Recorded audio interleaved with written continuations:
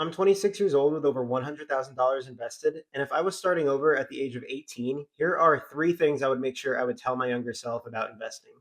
Number one is investing does not need to be complicated. You don't need to spend hours looking into research of the companies that you're going to be investing into or pick individual stocks. What you could do is simply use ETFs, which is essentially baskets of a lot of different top performing companies all rolled into one stock. In other words, investing the boring way is often the most successful way to invest. Number two, and this slightly relates to point one, is that you can utilize something what's known as target date retirement funds for your retirement accounts. These are where you simply just pick what type of portfolio you want. And if you're starting off in your 20s, you would want to pick something on the aggressive side because you don't need that money for several decades. And all you do is tell it the date that you want to retire.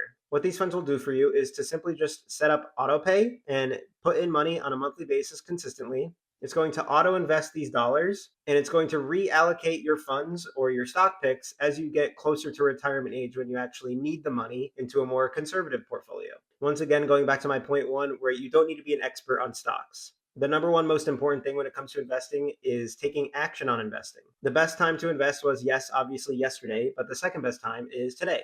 And the last thing that I would tell myself is that the power of compound interest truly is awesome. And it's why Albert Einstein called it the eighth wonder of the world. If you're in your 20s, do yourself a favor and start plugging in numbers into an investment calculator. Set up investment calculators in a way online where you're doing a lot of the heavy lifting up front in your 20s and then just letting it coast all the way to retirement. The amount of growth that you will see will really surprise you and motivate you to start investing if you have not already.